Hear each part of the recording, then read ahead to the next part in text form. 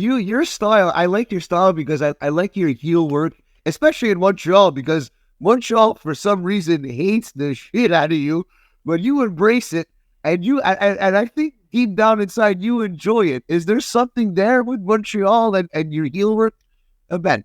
You know, I have a theory about this. I have a theory that they didn't like me because again, I don't know this for sure, but my theory is that they thought that I was trying to be shoved down their throat as like the new kicky, punchy guy because Speedball was on his way out and I was kind of the new guy on the way in. And I feel like maybe they felt like they were trying to pass the torch to me and they were just like, who the fuck is this guy? No, we don't accept this as our thing. And I kind of understood that in a weird way. And like, if that is the case, because I maybe I would feel the exact same way if I was in their shoes, especially knowing the Montreal crowds, the way that I know them now, having been a part of that for a couple of years. I kind of get the vibe and like the gist of it now. So, then it was like, I think it was maybe like a show or two later where, you know, I like, again, like I you know, damn well, I put everything I have into my matches, man. Like I work my ass off. I don't leave anything in the ring. I'm that guy that you see huffing and puffing on the way back, not because I'm out of shape. It's just because whatever I've got in my tank, I'm leaving it the fuck out there because that's just how I believe is the proper thing to do. Yeah. So, I remember it was Benjamin Tull I was wrestling, and there was just chanting Benjamin, and then I just jokingly was just like, oh, thanks, you're finally cheering for me. And then there was like this large group of people that just like stood up and just started flipping me off like passionately. And I just was like, I had this like this was a real moment that I had. Like this was not a wrestling character at all. Like this was Ben Ortmann's just being like, yo, fuck you motherfuckers. I'm like, I am not accepting this. So I just remember like there was even the match. Sorry to interrupt you. There was even the match you had, if I do believe, against Puff.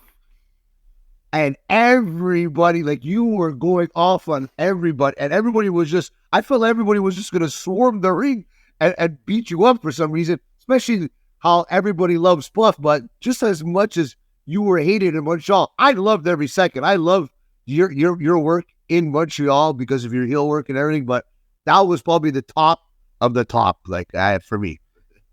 Well, I just like I said, I remember just being in the pocket, and I just remember saying like, you know what? I even remember to this day what I said, just because I was just like, I felt it. I was just like, you know, from the bottom of my heart, fuck each and every fucking one of you motherfuckers. And I meant that shit. And then all of a sudden, everybody else just like stood up. And then I just remember charging at Tull, and then he moved and he just started lighting me up like a Christmas tree. And I just remember the place going like bonkers. And when he finally ended up beating me, he ended up putting me through a door, I believe it was. And the place, like they counted 3. The place went fucking nuts. Yeah. And he had left by the time I had kind of started getting up. And then by the time I got up, the place just all of a sudden went from like cheers to just automatic boos again. And I was just like, yo, is this where we're at? And then all of a sudden I just did the same thing. And I was just like, hey, you know what? Fuck all of you. And then it was just even more. And then it just kind of became like this thing between us. And then I think they just wanted to hate me. And then they just needed something to latch onto. And then I finally gave it to them. So then they were finally able to enjoy my matches, just so then that way I would give it back to them. And like you were saying, that match with Puff that I did was wild, because I think it was Club Soda. And there was like, it was like hanging on.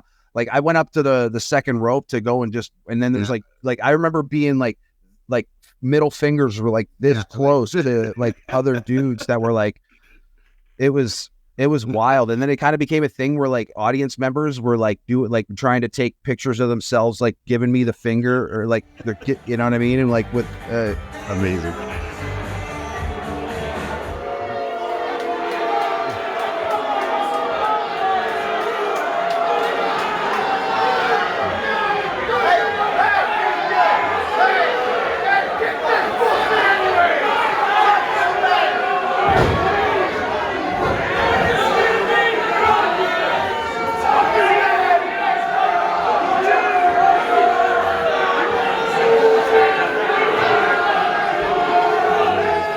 was fun. But the weird thing is nowadays I get cheered at IWS, and it's mind blowing to me. But at the same time, it's kind of nice because it's not that I ever wanted to become a babyface there or anything like that.